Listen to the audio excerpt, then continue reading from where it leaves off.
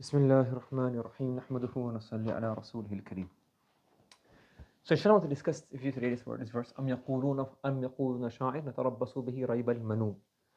So the disbelievers of Makkah, they say different things regarding the Prophet sallallahu alayhi wa sallam. One he's this, one he's that. So one thing he used to say is, he's a sha'ir. And it's a wait till he dies. Yes?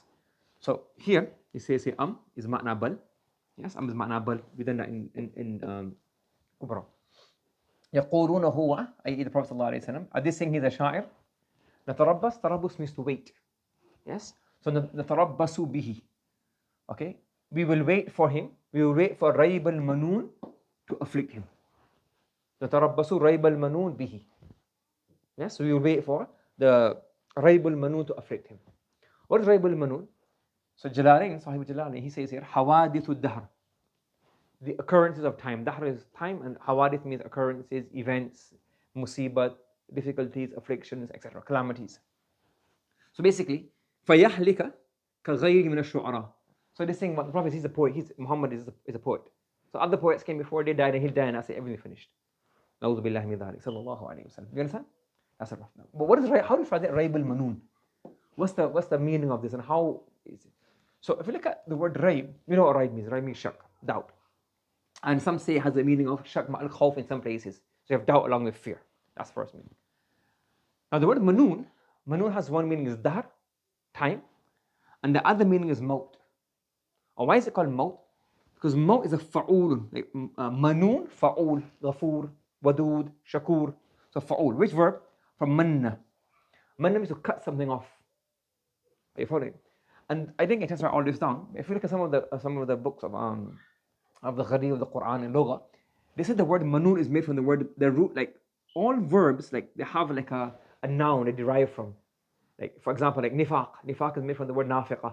And nafiqa is a tunnel or a little hole in the ground that the animal will dig, the insect or the scorpion, and they come from this side, that side. You don't know where it's going to come from. So it's like hypocrite. And they use that word nafiqa. You get it?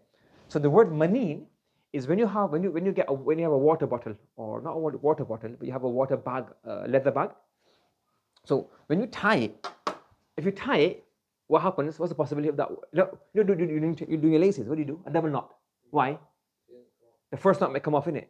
So manin is the first knot that you tie, that you're not sure that this is going to hold, and I told that for another one. So the first called manin. That shows that it's a weak knot. It's a weak tying. So the word manna, and it has a lot of more ishtiqaq, but it has the meaning of weakness, da'af. So it says here, manna to cut off. So for example, ajrun ghayru mamnoon. Ajr which is not going to come to an end. Yes? So manun means death.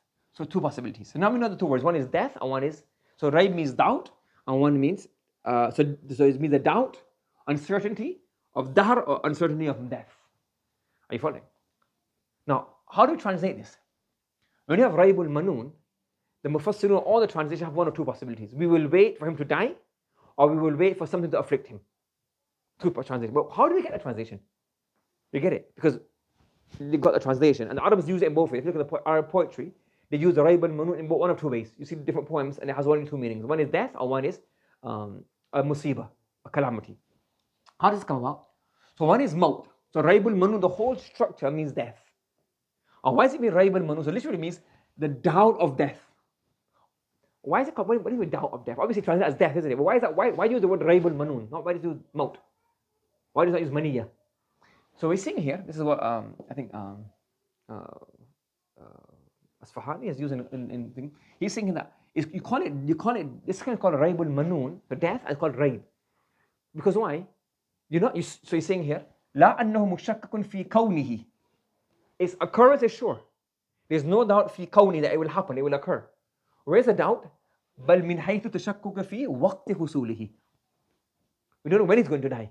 So we call it Raib al-Manun, meaning the doubt or the uncertainty of death, meaning death is certain. What's uncertain? When it's going to, when and how. When, how, where. That's why Raib al-Manun on a whole means death, but these words are used because death has uncertain aspects. Do you understand?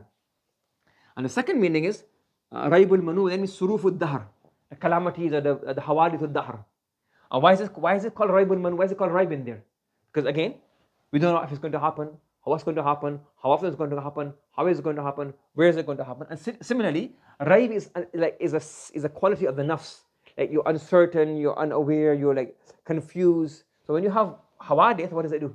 It causes what? Qalaq, uncertainty, confusion in your heart, in your mind. That's why it's called raibul manun. So raibul manun, overall, the Arabs use it two ways. One is to mean death, one is to use musibah and calamity that occur in time. But how do you get that meaning? From these two possibilities. And manna yamunnu, man cut off, so death cuts off everything. Yes? Understood? Okay, subhanallah wa bihamdi, subhanakallahumma wa bihamdika, nashhadu an la ilaha illa anta, nastaghfiruka wa natubu ilayk.